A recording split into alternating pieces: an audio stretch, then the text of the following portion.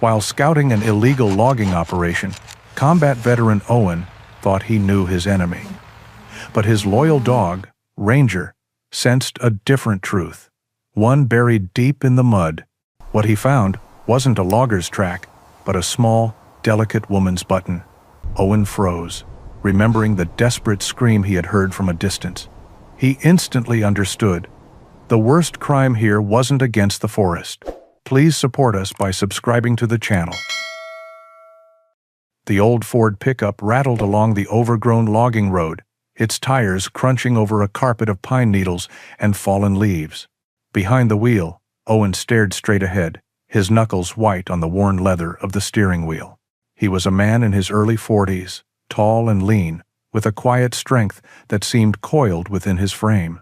His short brown hair was threaded with silver at the temples, and his face, though etched with lines of weariness, held a gentle kindness in the set of his jaw and the clear gray of his eyes. He wore an old, comfortable brown leather jacket over a plaid shirt, a uniform of quiet practicality that suited the man and his mission, to disappear. Beside him in the passenger seat sat his only companion, Ranger. An 8-year-old German shepherd, Ranger was a handsome dog, his thick coat a striking mix of gray and white. He sat with the placid dignity of a seasoned veteran, his intelligent amber eyes occasionally flicking towards Owen, sensing the tension in the man beside him. He was more than a pet. He was a partner, a silent witness to the wars both abroad and within that had shaped the man who was now his entire world. The truck rounded a final bend, and the trees opened up to reveal a small clearing. In the center stood the North Ridge Ranger Station. It was a simple, sturdy log cabin, its timber darkened by decades of harsh Oregon winters, a thin plume of smoke already curling from its stone chimney. A Park Service supervisor had come up the day before to get the wood stove going. Beyond the cabin, the forest resumed its reign, a vast, silent ocean of Douglas fir and cedar that rolled over the mountains and disappeared into the hazy blue distance. The sheer scale of the wilderness was humbling. It was a place where a man could feel profoundly small, and for Owen, that was the entire point. He killed the engine, and the sudden silence was immense, broken only by the sigh of the wind through the high branches. "Well, boy," Owen said softly, his voice rough from disuse. "This is it. Home." Ranger whined softly, as if in agreement, and nudged Owen's hand with his wet nose. They got out of the truck, the crisp autumn air, a welcome shock. Owen took a deep breath, the scent of pine and damp earth filling his lungs. It was the smell of solitude, of a world untouched by the chaos he had left behind. His first task was to walk the grounds, to understand the small patch of the world that was now his responsibility. The cabin was basic, but solid. Behind it, a small shed housed a stack of firewood and a collection of well-maintained tools. But it was the structure on the hill overlooking the station that truly held his attention. It was an old fire lookout tower, a tall, skeletal structure of weathered gray wood, its glass-enclosed room perched precariously against the sky. It looked like a lonely sentinel, a guardian from a bygone era. It was a symbol of the watch, a concept Owen understood down to his bones. As the sun began to set, casting long, deep shadows across the valley, Owen and Ranger settled into the cabin. The simple act of unpacking, of placing his few belongings onto the shelves, was a grounding ritual. But as night fell, bringing with it a profound and absolute darkness, the fortress he was trying to build around his mind began to crumble. Sleep, when it came, was not a peaceful country. It was a treacherous landscape of fractured memories. The quiet murmur of the wind became the whine of incoming rounds. The creak of the cabin's timber became the groan of twisted metal. He was back in the dust and the heat, the air thick with the coppery smell of fear and the shouts of men whose faces he could no longer afford to remember.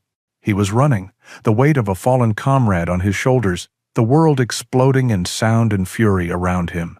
He cried out, a strangled, guttural sound, and thrashed in the simple cot, tangling himself in the rough wool blanket. He was trapped. A sudden heavy weight pressed down on his chest, and a wet nose nudged insistently at his cheek. Owen's eyes flew open, his heart hammering against his ribs. He was drenched in a cold sweat, the phantom sounds of battle still ringing in his ears. He gasped for air, his gaze wild and unfocused. Ranger was standing over him, his front paws planted firmly on Owen's chest, holding him down. The dog whined, a low, anxious sound, and licked his face again, a direct and simple command to return. Ranger's calm, steady presence was an anchor in the storm of Owen's mind. He stared into the dog's unwavering amber eyes and saw not pity, but a familiar, patient loyalty. Owen's breathing began to slow. He reached up with a trembling hand and buried it in the thick fur of Ranger's neck, grounding himself in the tangible reality of his companion. The cabin came back into focus. The rough wooden walls, the faint orange glow from the embers in the stove, the sound of the wind, which was just wind. "It's okay, boy," Owen whispered, his voice hoarse. "I'm here. I'm okay." He sat up, swinging his legs over the side of the cot, and Ranger rested his head on his master's lap, a silent, comforting weight. The nightmare receded, leaving behind the familiar echoes of grief and adrenaline. Owen looked out the dark window towards the silhouette of the fire tower on the hill. His watch had begun, not just over the forest, but over the broken landscape of his own soul. And he was not alone. The morning after the storm in his mind, Owen awoke to a world washed clean. A thin layer of mist clung to the valleys, and the rising sun set the damp foliage alight with a gentle golden fire. The harrowing memories of the night before had receded, leaving behind the quiet resolve he had found in the pre-dawn light. After a breakfast of strong black coffee and oatmeal, he whistled for Ranger. It was time for their first official patrol.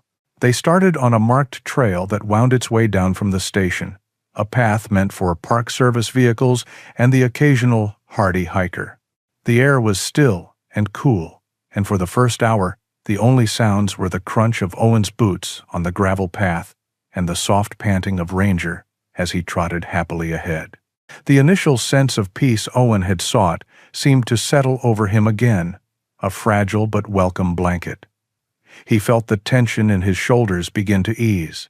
This was his duty now, simple, tangible, and good. It was Ranger who first sensed the change. The dog stopped abruptly in the middle of the trail, his body going rigid. His ears, which had been lolling contentedly, swiveled forward, and a low, almost inaudible growl rumbled deep in his chest. "What is it, boy?" Owen asked, his voice low. He stopped, his own senses suddenly on high alert, his gaze scanning the dense woods on either side of the trail.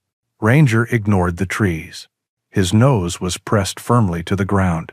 Owen walked forward and saw what had captured the dog's attention. Carved into the damp earth were deep, parallel ruts, the unmistakable tracks of a heavy vehicle. They were wide, aggressive, and entirely out of place on a trail designed for light trucks and ATVs. He knelt, running his fingers along the edge of one of the tracks. The soil was still soft, the edges sharp. They were fresh, very fresh. He stood up, a frown creasing his brow. The station records had shown no authorized logging operations, and no heavy machinery should have been in this sector. Perhaps a lost truck, he thought, but the idea felt thin. The tracks were purposeful, digging deep into the trail as if carrying a heavy load. Ranger continued to sniff at them, a worried whine escaping his throat. The dog was agitated, his usual calm demeanor replaced by a restless anxiety. He looked up at Owen, then back down the trail in the direction the tracks were headed, as if urging him on. "Okay, boy, let's see where this goes," Owen said, his hand resting on Ranger's head for a moment. The peace of the morning was gone, replaced by a thread of suspicion. They followed the tracks for another mile. The trail descended into a small, shaded hollow where a stream gurgled over a bed of smooth, gray stones. This was Willow Creek, a stream Owen had read about in his grandfather's old journals, a place described as teeming with trout, its water so clear You could count the pebbles on the bottom. But the stream before him was a grotesque mockery of that description. The water was a murky, sickly brown, and a rainbow-colored, oily sheen coated the surface near the banks. A foul, chemical odor hung in the air, sharp and unnatural. And then he saw them. Half a dozen trout, their silver bodies pale and bloated, floating lifelessly on the surface. A cold knot of anger tightened in Owen's stomach. This was not an accident. This was a desecration. Ranger, who usually loved the water, refused to go near the bank. He paced back and forth, his whining growing more insistent. His body was tense, his head low as he sniffed the air, not towards the dead fish, but upstream, deeper into the forest, where the tracks led. He was sensing something more than just pollution. His military training had honed his instincts to detect immediate threats, and every fiber of his being was now screaming that danger was near. He was on watch, his focus absolute. Owen watched his dog, the trust between them forged in the crucible of war. He had learned long ago to heed Ranger's warnings. The dog wasn't just reacting to the dead fish. He was reacting to what had killed them, and whatever it was, Ranger sensed it was still a present threat. The forest no longer felt like a sanctuary. The towering trees, which had seemed like silent protectors an hour ago, now felt like potential hiding places for an unseen enemy. The silence was no longer peaceful. It was heavy, watchful, and filled with secrets.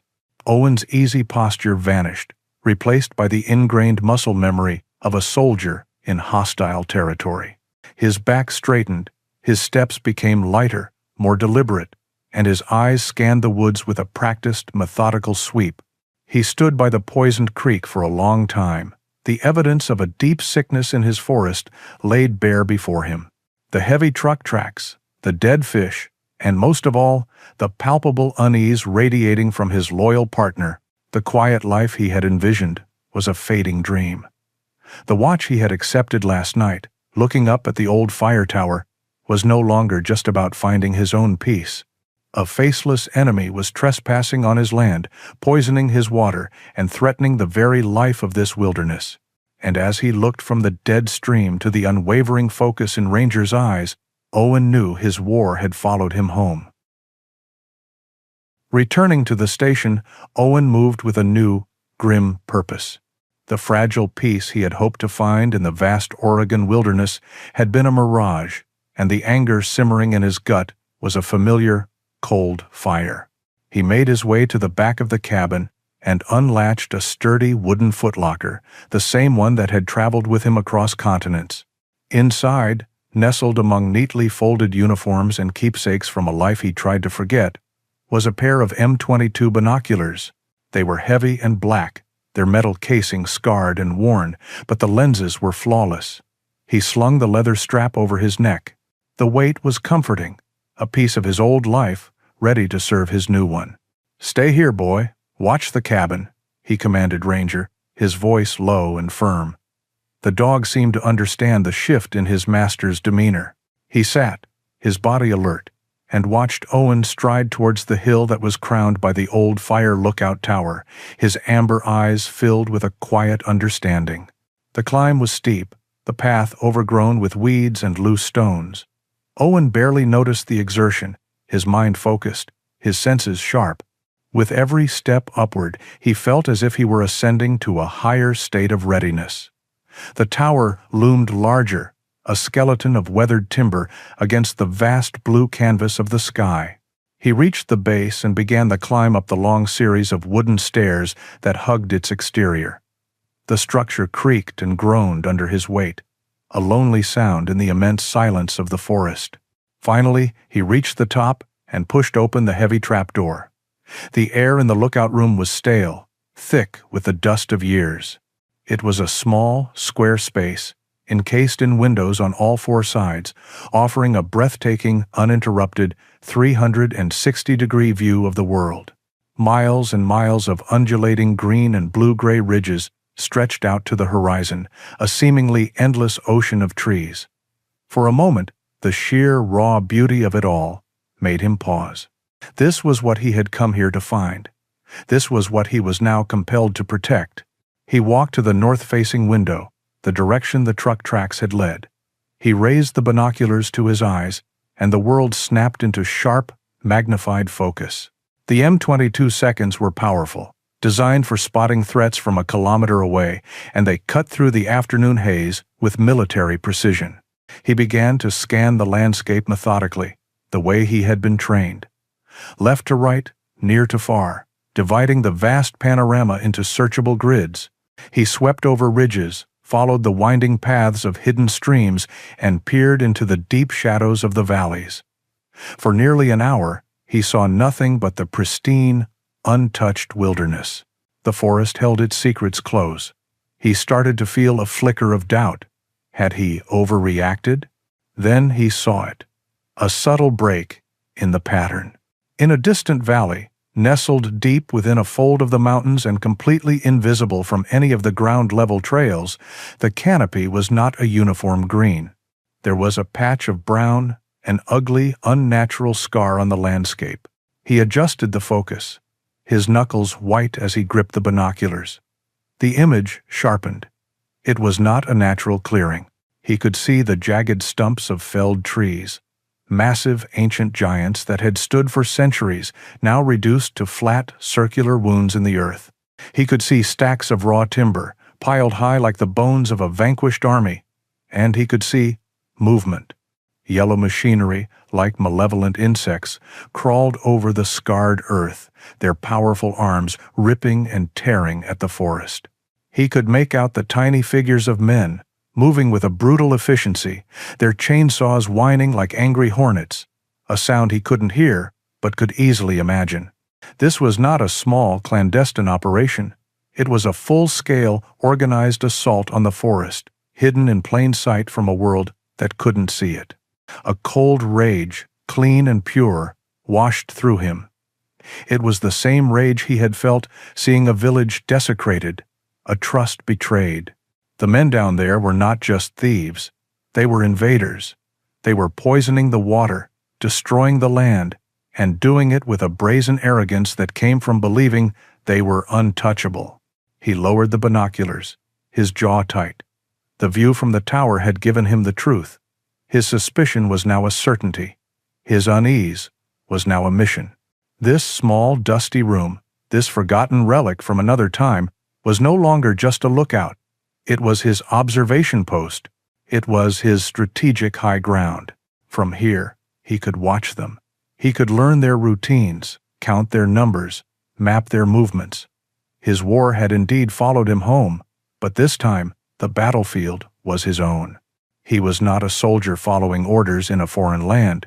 He was a ranger, a guardian, and as he stood his lonely watch, with the entire forest sprawling beneath him, Owen accepted the full weight of his new responsibility. The fight for this wilderness had just begun. Dawn broke cold and gray, the sun a pale disk behind a layer of high clouds. Owen was already awake, the mission parameters clear in his head. The time for observation from a distance was over. He needed to get closer, to gather actionable intelligence. He moved with the quiet efficiency of his former life, checking his gear. A digital camera with a powerful telephoto lens, a small first aid kit, a canteen of water, and the heavy K-bar knife strapped to his belt. He dressed in darker, earth-toned clothing, a stark contrast to his usual plaid shirt. "All right, boy," he whispered to Ranger, who was watching his every move, his body language mirroring Owen's own focused intensity. "Today, we're ghosts." They set out not on the main trail, but through the dense undergrowth, moving parallel to the path of the heavy trucks. Owen took the lead, his steps silent, his eyes scanning every shadow, while Ranger followed at his heel, a silent gray and white shadow. The dog's senses were a living extension of Owen's own, his ears twitching at the snap of a distant twig, his nose constantly sampling the air for foreign scents. After nearly 2 hours of difficult trekking, the forest began to change. The air grew thick with the smell of diesel fumes and freshly cut pine. The distant, rhythmic roar of heavy machinery replaced the natural sounds of the wilderness. They were getting close. Owen signaled with a hand gesture, and Ranger immediately dropped into a low crouch, belly to the ground. Owen did the same, pulling himself forward into a thicket of ferns that offered a concealed vantage point overlooking the valley he had seen from the tower. The scene below was one of calculated devastation. The wound in the forest was even more brutal up close. Two massive logging skidders dragged whole trees across the muddy ground, leaving deep scars in their wake. A group of rough-looking men operated chainsaws, their faces grim and set. And overseeing it all, standing near a dusty black pickup truck, was a man who radiated a palpable aura of command. Owen raised his camera, the long lens acting as a spyglass. The man was large, probably in his late 50s, with a thick neck and a weathered, sun-beaten face. A hard jaw was set beneath a salt and pepper beard, and his cold, dark eyes missed nothing. He wore a stained work jacket and a baseball cap, but he moved with the unshakable confidence of a general, not a foreman. He barked an order, and two loggers flinched and hurried to obey. Owen's finger depressed the shutter button, the camera capturing the man's cruel authority in a series of sharp, clear images. This had to be the leader. This had to be Jedediah Kane. As Owen continued to observe, a faint sound drifted up from the far side of the camp, partially masked by the engine noise. It was music, but it was strange, a thumping electronic beat that was jarringly out of place in the middle of the wilderness.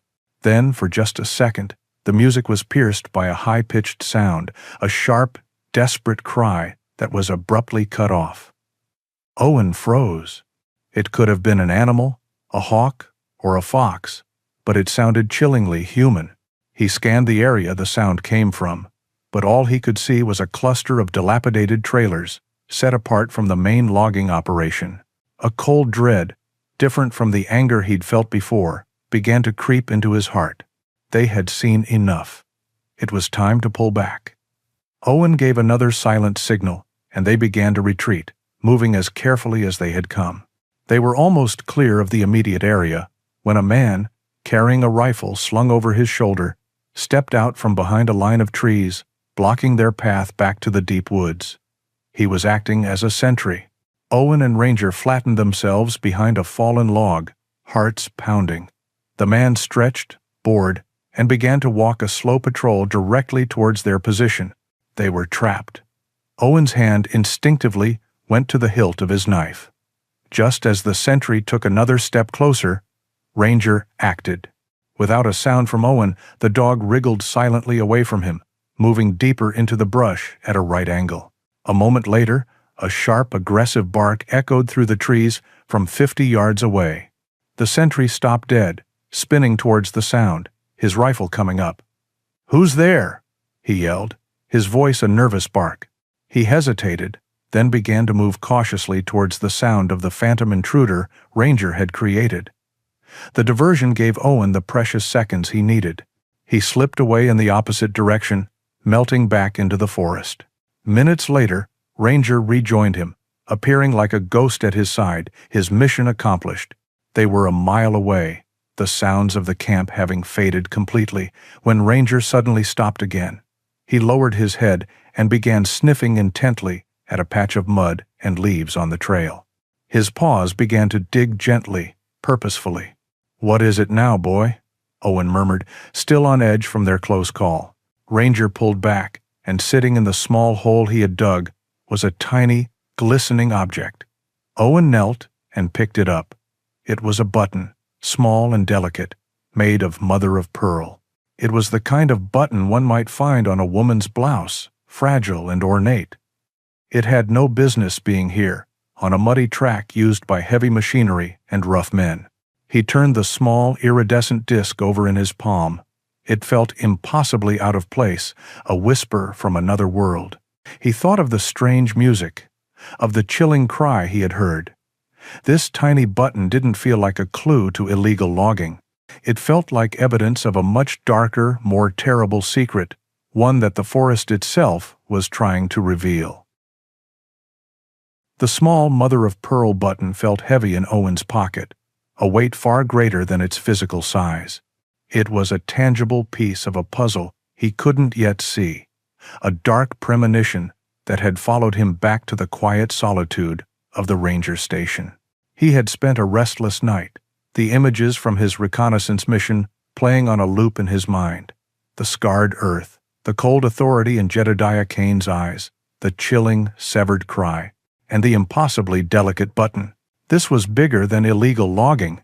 He knew it with the certainty of a soldier who has learned to recognize the signs of a hidden, festering wound. He could not handle this alone. The next morning, he left Ranger on watch at the cabin and drove his old pickup truck into the nearest town, Pine Ridge. It was a small, sleepy community nestled in the valley, a single main street lined with brick and timber storefronts that looked like they hadn't changed since 1970. The sheriff's office was a small, unassuming building squeezed between a hardware store and a laundromat. The man behind the desk looked up as Owen entered, a flicker of mild curiosity in his tired eyes. He was the sheriff, a man in his 50s with a soft belly pushing against his khaki uniform and a name tag that read Brody. His face was fleshy, and his expression was one of permanent, low-grade weariness. "Can I help you?" Sheriff Brody asked, his voice a slow, gravelly drawl. Owen laid out his evidence on the polished surface of the counter. He presented the printed photographs of the logging operation, the GPS coordinates he had marked on a map, and a detailed description of the polluted stream. He spoke clearly and concisely, the way he would deliver a field report. Sheriff Brody looked at the photos without much interest, pushing them around with a thick finger. "Looks like they might have strayed over the property line a bit," he said with a sigh. "Happens sometimes. Jedediah Kane runs a big operation. I can give him a call. Tell him to be more careful." "Sheriff, this is more than being careless," Owen pressed, keeping his voice steady. "They're clear-cutting a protected watershed, and they're dumping something in Willow Creek. I saw dead fish, and the water is fouled for miles." Brody leaned back in his chair, the leather groaning in protest. "That creek runs past the old silver mine. Could be runoff. We get that from time to time, after a heavy rain." He dismissed the environmental catastrophe with a wave of his hand. Frustration tightening his chest, Owen placed the small pearl button on the counter. "My dog found this on the trail leading away from the camp." The sheriff picked it up, turned it over, and set it back down. "Probably from a hiker, or some tourist from years ago. You'd be surprised what you find in these woods." He looked Owen square in the eye, his weary expression hardening slightly. "Look, son, you're new here. My advice is to keep your head down. Jedediah Kane's company provides jobs for half this town. He keeps a lot of families fed. You start stirring up trouble, you're going to find this a very lonely place to live." The message was unmistakable. It was not a piece of friendly advice. It was a warning. The wall of silence was not just indifference. It was a carefully constructed barrier of complicity. Owen gathered his photos and the button, his jaw tight with suppressed anger. "Thank you for your time, Sheriff," he said, the words tasting like ash. He left the office and walked down the street to a small diner called the Pinecone Cafe. The air inside was thick with the smell of coffee and fried bacon. He took a seat at the counter, the hushed conversations of the local patrons buzzing around him. He saw Kane's company logo on a calendar hanging behind the counter. He heard his name mentioned in a hushed tone at a nearby booth, a mix of resentment and fear in the speaker's voice. Jedediah Kane wasn't just a business owner here. He was the town's feudal lord. The sheriff wasn't just a lawman. He was a gatekeeper. As he was leaving town, his mission a complete failure, he saw a flash of movement by the creek that ran along the main road, the same Willow Creek that flowed down from his mountains.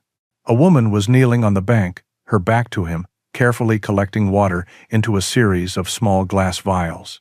Owen pulled his truck over. He watched her for a moment. She was probably in her late 30s, with an air of focused, academic seriousness. Her brown hair was pulled back into a practical ponytail, and she was dressed for the field in hiking boots, sturdy cargo pants, and a fleece vest.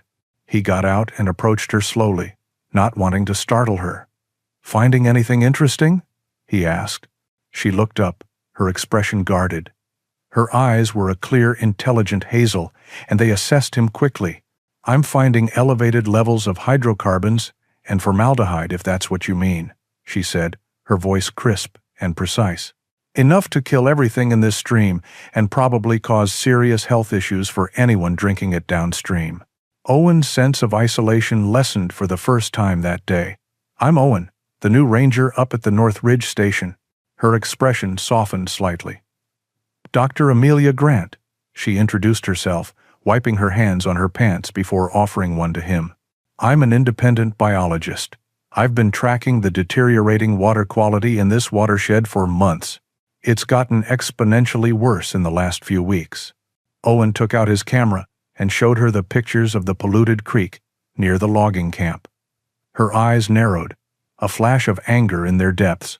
"That's it," she murmured, looking from the photos to the murky water in front of them. "Untreated runoff from timber processing. They're just dumping it straight into the ecosystem." "The local sheriff isn't interested," Owen said flatly. Dr. Grant let out a short, humorless laugh. "Of course not. He's in Kane's pocket, just like everyone else." She looked at Owen, a new respect in her eyes. "It's dangerous to go up against him." "He's operating in my forest," Owen said simply. He then made a decision. He told her everything, about the strange music, the cry he'd heard, and finally, he showed her the small pearl button. She took the button, her scientific focus replaced by a look of deep concern. She understood immediately. This single object changed the entire context of their shared problem. It elevated it from environmental crime to something far more sinister. "This isn't just about trees and water anymore, is it?" she said softly. "No," Owen replied. "It's not." In that moment, an unspoken alliance was forged. Two strangers, a biologist and a soldier, united by a poisoned stream and a shared sense of duty. They were outmatched and isolated, but they were no longer alone. The drive back to the North Ridge station was a silent one, the rumble of Owen's truck, the only sound breaking the heavy stillness of his thoughts. The alliance with Dr. Amelia Grant was a small point of light in a rapidly darkening world, but it did little to dispel the cold certainty that he was now an active player in a very dangerous game. The naive hope for a quiet life had been stripped away, replaced by the grim clarity of a mission. Jedediah Kane was not just an environmental criminal. The pearl button was a constant, chilling reminder of that. Owen was no longer just a ranger observing from afar. He was an enemy who had declared his intentions by going to the sheriff. And enemies, as he knew all too well, invited retaliation. He saw the unfamiliar truck as soon as he turned onto the final dirt track leading to his cabin. It was a mud-splattered, late-model pickup, parked carelessly in a way that partially blocked the path. Owen slowed his own vehicle to a crawl, his eyes scanning the tree line, his body tensing with the old, familiar electricity of an impending threat. Ranger, sitting in the passenger seat, let out a low, guttural growl, the fur along his spine bristling. Two men were leaning against the porch railing of his cabin. They were waiting for him. Owen pulled his truck to a stop and killed the engine. He didn't get out immediately. He studied them. One was big, a mountain of a man with a shaved head and a thick, tangled beard that covered most of his face. His arms, covered in crude tattoos, were as thick as tree limbs. The other was his opposite, wiry and thin, with a nervous, twitchy energy. His ferret-like face was dominated by a pair of small, cold eyes that darted everywhere. They were an unsubtle pair, designed for intimidation. "Stay," Owen said to Ranger, his voice calm. He opened his door and stepped out, moving with a deliberate, unhurried pace that betrayed none of the tension coiling in his gut. He left the truck door open. "Can I help you, gentlemen?" Owen asked, his tone level. He stopped about 20 feet from them, maintaining a safe distance. The big man pushed himself off the railing. "You, Owen?" he grunted, his voice a gravelly rumble. "I am. Find. Ask. Mr. Kane asked us to stop by," the wiry man said, his voice a reedy whine. He took a step forward, a smug look on his face. "Heard you were asking questions down in town. upsetting folks. I'm the federal ranger for this sector. It's my job to ask questions when I find my creeks being poisoned and my forests being torn down," Owen replied evenly. The big man chuckled, a humorless sound. "See, that's where you're confused. This is Mr. Kane's forest. Has been for a long time. He just lets the government think they run it." He took another heavy step forward. From inside the truck, Ranger's growl deepened into a menacing snarl that vibrated through the cab. The wiry man's eyes darted towards the truck, his smug expression faltering for a second. The big man barely seemed to notice. "This is a beautiful spot you got here," the wiry one continued, recovering his nerve. "Real remote. A man could get hurt out here, and no one would find him for weeks. A real tragedy that would be." The threat was as clumsy as it was clear. Owen's face remained a mask of calm, but inside, his Special Forces training was processing every detail. The men's positions, the potential weapons, the escape routes. He knew this was a test. Any sign of fear would be an invitation for more aggression. "You can tell Mr. Kane I received his message," Owen said, his voice dropping an octave, losing its conversational tone, and gaining a hard, metallic edge. "Now get off my land." He did not raise his voice. He did not move. But something in his stillness, in the absolute lack of fear in his eyes, gave the two men pause. They exchanged a brief, uncertain glance. They had come to bully a simple ranger, but the man standing before them was something else entirely. They saw not a victim, but a predator. The big man grunted again, then turned and lumbered back to their truck. The wiry man lingered for a moment, a final sneer on his face, before following. They climbed into their vehicle, kicked up a cloud of dust as they spun around, and sped back down the track. The moment their truck disappeared, Owen's calm demeanor dissolved. He whistled sharply. Ranger leaped from the truck, instantly at his side, but Owen was not looking down the road. His focus was on his own home.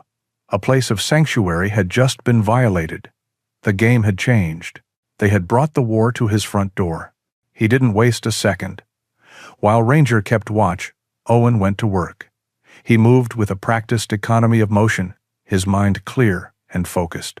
He retrieved thin, high-tensile wire and a handful of empty tin cans from his supplies. He created a simple but effective perimeter alarm system, stringing the wire low to the ground at key entry points around the cabin, with the cans positioned to rattle loudly if the wire was tripped. Next, he went inside and straight to the footlocker at the end of his bed. He bypassed the uniforms and lifted a false bottom. There, resting in custom-cut foam, was a Sig Sauer P226 handgun and 2 extra magazines. It was his old service weapon, meticulously maintained. He took it out, the familiar weight of the steel, a grim comfort in his hand. He sat at the small kitchen table and methodically field-stripped the weapon, cleaning and oiling each component with a practiced efficiency that was second nature. As he reassembled it, the soft clicks of metal on metal were the only sounds in the room. He loaded a magazine, chambered a round, and engaged the safety. He then slid his heavy Ka-Bar knife from its sheath and ran a sharpening stone along its edge until it was razor sharp.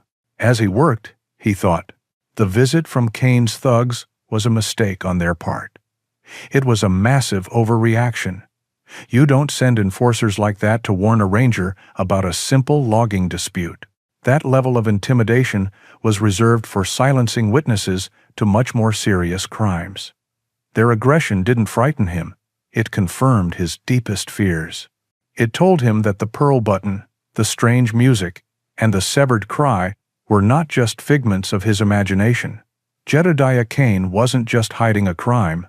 He was protecting an entire criminal enterprise, a secret so dark he would send armed men to threaten a federal officer to keep it buried. The prey, he realized as he holstered the pistol at the small of his back, had no intention of staying prey. The hunt had just been reversed. The night passed in a state of hypervigilance. Owen did not sleep. He sat in a darkened corner of the cabin, his pistol resting on the table beside him, listening to the sounds of the forest. Every hoot of an owl, every rustle of leaves was a potential threat. But the night remained quiet. Kane's men did not return. The silence itself was unnerving, a held breath before a storm. By morning, a cold, hard resolve had settled in Owen's soul. Waiting was not an option. Going back to the authorities was a dead end. He had to know what secret Kane was protecting with such violent desperation. He looked at Ranger, who was lying by the door, his head on his paws but his eyes open and alert. The dog had been his partner in the most dangerous places on Earth, and his instincts had saved Owen's life more than once. The pearl button was more than a clue. It was a signpost, and Ranger had been the one to find it. "All right, boy," Owen said, his voice a low whisper in the quiet cabin. "You felt something out there. Show me. Let's go find out what they're so afraid of us discovering." They left the cabin under the cover of the early morning mist, armed and prepared for the worst. This time, Owen carried a small pack with extra ammunition, water, and his powerful binoculars. He had the Sig Sauer holstered securely at his back, and the Ka-Bar knife was a cold, reassuring weight on his belt. They did not head towards the main logging camp. Instead, Owen let Ranger take the lead. He gave the dog a quiet command, a simple, "Find it," and trusted him completely. Ranger seemed to understand the gravity of their mission. He moved with a new level of focus, his nose to the ground, his body low and purposeful. He bypassed the trail to the logging camp and led Owen on a wide, circuitous route through the thickest parts of the forest, heading towards the general area where Owen had heard the disembodied cry 2 days before. It was a difficult, stealthy trek, but Ranger moved with an unerring sense of direction, as if following an invisible thread. After more than an hour, they came to a steep, rocky ridge overlooking a small, self-contained hollow. Ranger stopped at the edge, dropping into a prone position in the undergrowth, a silent signal that they had arrived. Owen crawled up beside him, his heart pounding a steady, heavy rhythm against his ribs. He slowly raised his binoculars. What he saw below was not a logging operation. It was a prison camp. The hollow contained the 3 dilapidated trailers he had glimpsed before, but from this vantage point, he could see the grim reality of the place. A crude fence, topped with sections of rusted barbed wire, encircled the small compound. It was completely separate from the main logging site, hidden from view by the ridge and a dense stand of old-growth firs. There were no skidders or chainsaws here. The only vehicle was the same mud-splattered pickup that had visited his cabin. And there were guards. He counted 4 of them, including the 2 who had paid him a visit. They were not loggers.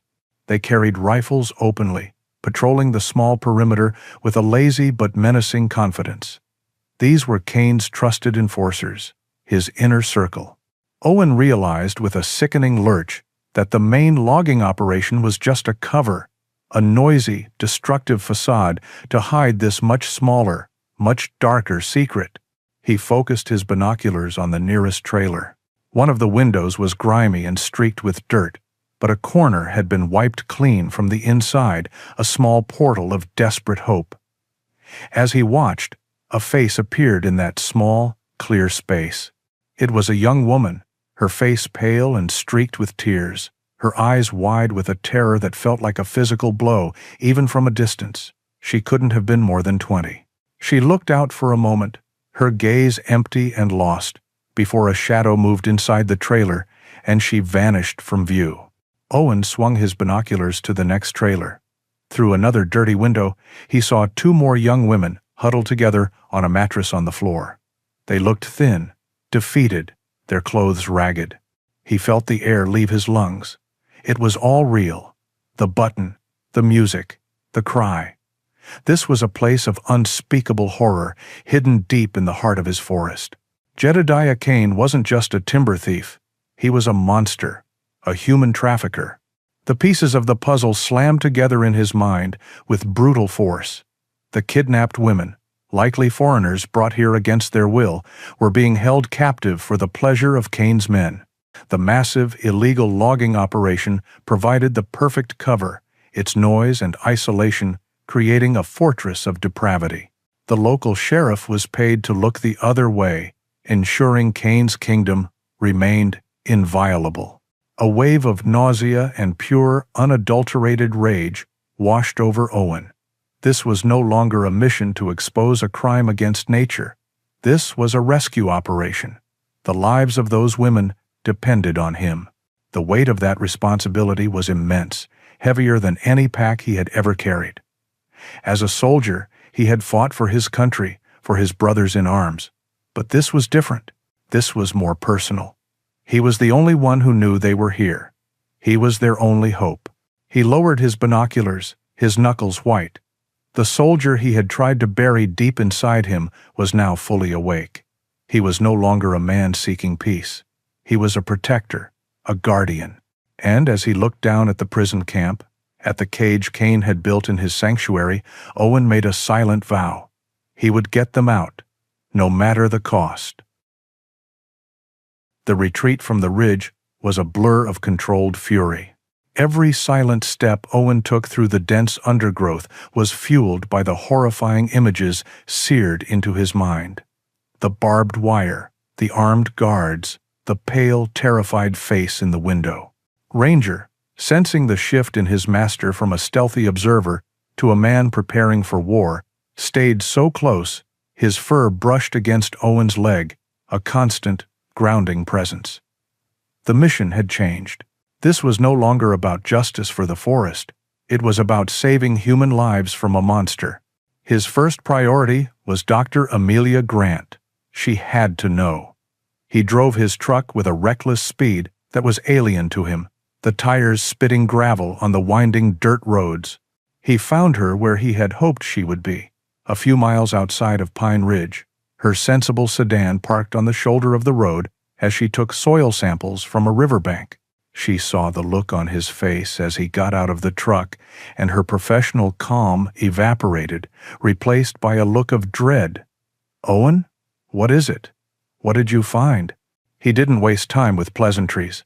His voice was low, tight, and stripped of all emotion. "It's worse than we thought. Much worse." Leaning against the hood of his truck, under the vast, indifferent sky, he told her everything. He described the hidden compound, the armed guards, the trailers, and the young women he had seen imprisoned inside. He spoke like he was delivering a battlefield assessment, clear, factual, and brutal.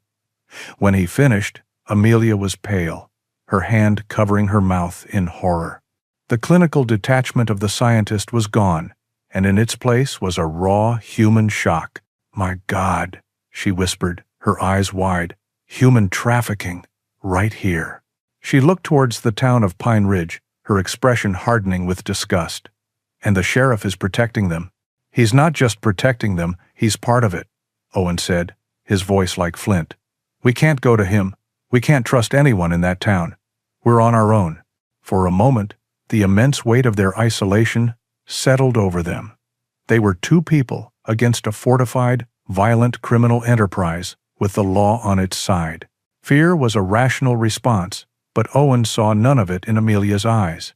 He saw the same cold fury that was coursing through his own veins. "Not entirely on our own," she said, her voice regaining its strength. "You mentioned your military background. You were special forces, weren't you?" It wasn't a question. She saw it in his posture, in the way he assessed every angle, in the hard discipline that held his rage in check. Owen simply nodded. "I have a contact," she continued, her mind clearly working fast. "A friend from my university days. He's with the FBI now, in the Portland field office. He works on violent crimes task forces. If I can get to him, if I can tell him what you saw, he will believe me. He will act." It was the only viable plan. They had to go over the local authorities' heads, straight to the federal level.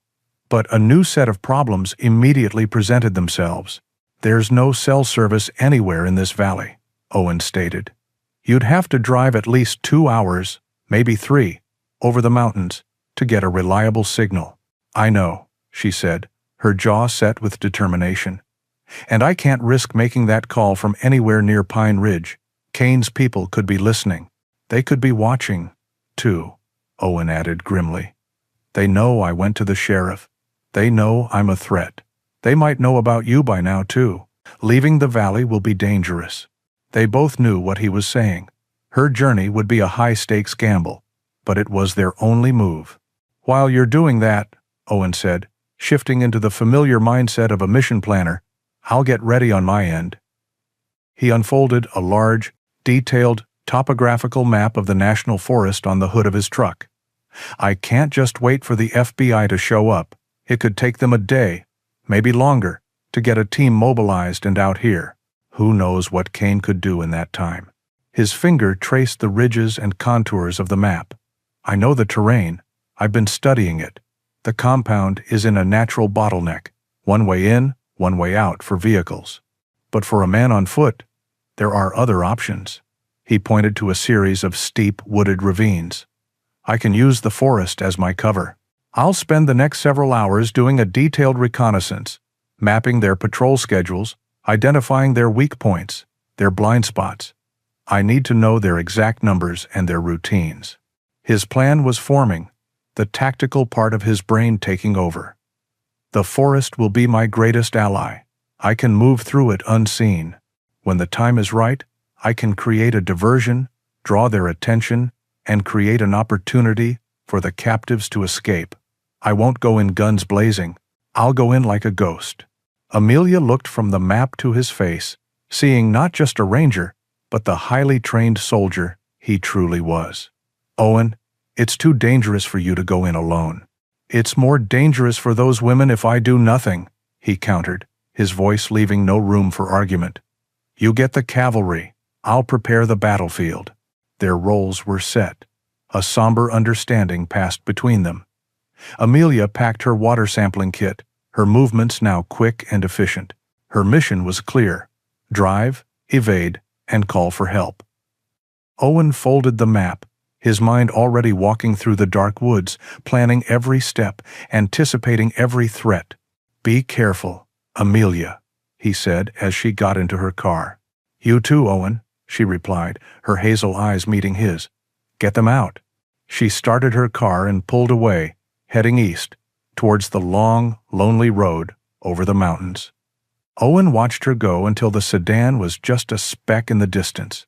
Then he turned to Ranger, who had been sitting patiently beside the truck the entire time, a silent witness to their desperate planning.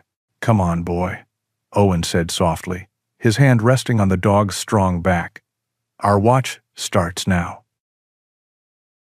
The sky had been a bruised purple all afternoon, the air thick and heavy with an unspoken promise. As dusk bled into a moonless night, the promise was kept. The first fat drops of rain splattered against the cabin's windows, and then the heavens opened. A torrential downpour, driven by a howling wind, descended upon the forest. It was a violent, chaotic storm, and for Owen, it was the perfect cover. He moved through the darkened cabin, his actions precise and economical. He screwed a heavy, cylindrical suppressor onto the barrel of his Sig Sauer P-226, the quiet scrape of metal on metal, a final, deadly note of preparation. His Ka-Bar knife was strapped securely to his thigh. He pulled on a dark, waterproof jacket, the hood drawn low over his face. This was his element. The storm was not an obstacle. It was an ally, its roar a cloak of sound, its darkness a veil of invisibility. Ready, boy? He whispered. Ranger was already at the door, his body a coiled spring of anticipation. The dog felt the electric tension in the air, the absolute focus of his master. He whined softly, not in fear, but in readiness. They slipped out into the raging storm. The wind tore at them, and the rain fell in blinding sheets, but Owen moved with an unnerving confidence, the topographical map of the area etched into his memory. He knew every ravine, every game trail, every patch of thick undergrowth. With Ranger at his side, a silent shadow navigating the darkness with senses far superior to his own, they moved, like specters, through the woods. After an hour of grueling, silent progress, they reached the ridge overlooking the compound. Below them, the camp was a small, pathetic cluster of lights, against the vast, thrashing darkness. The storm had driven most of the guards to seek shelter. Owen counted 2 patrolling the perimeter, their heads bowed against the rain, their misery making them careless. 2 more were likely inside the largest trailer, the one that served as their command post. Owen gave Ranger a soft touch on his back, a silent command to stay. He then began his descent, moving down the slippery slope with the practiced grace of a predator. He circled around to the far side of the compound, the side least observed, and slipped through a weak point in the barbed wire fence he had identified earlier. He was inside. The first guard was huddled under the meager awning of a small shed, his rifle held loosely. He never saw Owen coming. A shadow detached itself from the deeper shadows of the forest, a whisper of movement lost in the roar of the wind. Owen's arm wrapped around the man's throat, cutting off any sound, while the hilt of his knife struck a precise, disabling blow to the base of his skull. The man went limp, without a sound. Owen dragged him into the darkness, secured his hands, and gagged him. 1 down. He moved on, a ghost in the rain. The second guard was on the opposite side of the compound, his back to the woods as he stared at the warm, inviting light of the main trailer. Owen used one of his simplest tricks. He picked up a small stone and tossed it into the woods a dozen yards to the guard's left. The man flinched at the sound spinning around, his rifle raised as he peered into the impenetrable, rain-swept darkness. That moment of distraction was all Owen needed. He closed the distance in 3 silent strides. The suppressed pistol coughed once, a sound like a wet book hitting the floor, completely swallowed by the storm. The second guard crumpled to the muddy ground. 2 down. Now for the trailers. He crept to the first one, the one where he had seen the young woman's face. The door was locked from the outside with a simple padlock. He used a heavy bolt cutter from the camp's own tool shed to snap it open with a single, muffled crunch. The stench of fear and despair hit him as he opened the door. 3 young women were huddled inside, their eyes wide with terror as he stepped into the dim light. He raised a single finger to his lips, his expression calm and reassuring. "I'm a U.S. Ranger," he whispered, his voice a low, steady anchor in their storm of fear. "I'm getting you out of here." He moved to the next trailer, freeing 2 more women. They were all terrified, weak, but a flicker of hope had been ignited in their eyes. He gathered them in the shadows behind the trailers, out of sight of the main building where Kane and his remaining men were. He knelt down in front of Ranger. He looked the dog in the eyes, and a lifetime of trust and understanding passed between them. "Ranger," he said softly, Take them to the creek, follow the north trail. Go now, I'll keep them busy." Ranger seemed to understand every word. He looked at the huddled, frightened women, then back at Owen. He nudged one of the women's hands with his wet nose, a gentle but firm command. Owen turned to the women. "This is Ranger. He knows the way. He will not leave you. Do exactly as he does.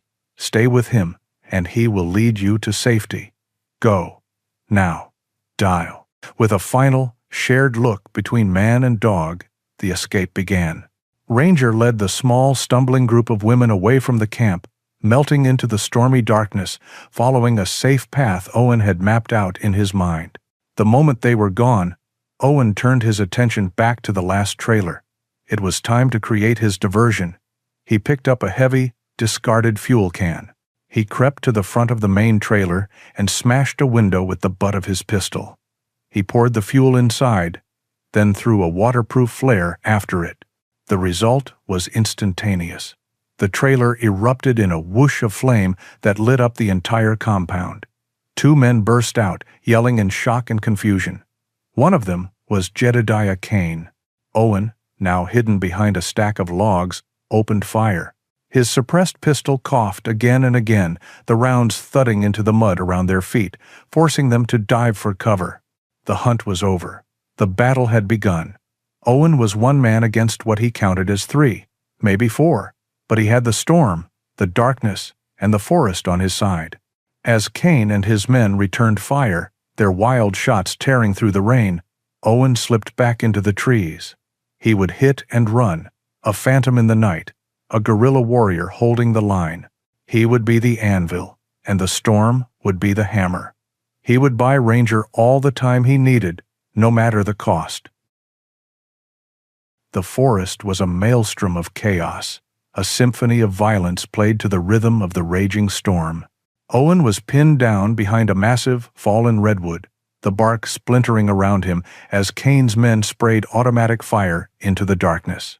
The burning trailer cast a flickering, hellish light over the scene, illuminating the sheets of rain and the desperate, angry faces of his enemies. He was one man, fighting a delaying action, and he knew time was not on his side. His pistol was down to its last magazine. He squeezed off 2 precise shots, the suppressed coughs of his weapon barely audible over the thunder. One of the gunmen yelped and fell back, clutching his leg. It was a small victory, but it bought him seconds. Jedediah Kane, roaring with fury, directed his men to flank Owen's position. The net was tightening. Just as one of the thugs began to move through the trees to his left, a searing pain shot through Owen's shoulder. He grunted, the impact spinning him halfway around. He had been hit. He pressed his hand to the wound, the warm, sticky feel of his own blood, a grim confirmation. His vision swam for a second.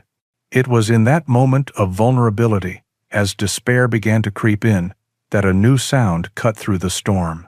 It was not thunder, and it was not gunfire. It was the high, piercing wail of a siren. Suddenly, the night exploded with light. Red and blue strobes slashed through the darkness, turning the raindrops into glittering, colored shards. The beams of powerful searchlights swept across the compound, pinning Kane and his men in their harsh, unforgiving glare. A voice, amplified by a loudspeaker, boomed through the valley, clear and authoritative. FBI, drop your weapons. Put your hands in the air. For a moment, Kane and his men were frozen, caught like deer in the headlights, their faces a mixture of shock and disbelief. Then, chaos erupted as they realized they were trapped. Some tried to run, only to be met by black-clad figures emerging from the woods. Others, including Kane, made the foolish decision to shoot it out. The FBI returned fire with a disciplined, overwhelming barrage that ended the fight in seconds. Owen stayed low, the intense pain in his shoulder a throbbing reminder that the battle had been real. He watched as Jedediah Kane was thrown to the muddy ground, his hands cuffed behind his back, his face a mask of defeated rage. The war was over. Figures moved through the camp with professional efficiency. Paramedics, FBI agents, and tactical officers secured the scene. Owen saw Dr. Amelia Grant step out of an armored vehicle, her face pale but resolute. Her eyes scanned the chaotic scene until they found him. She rushed to his side, her relief palpable.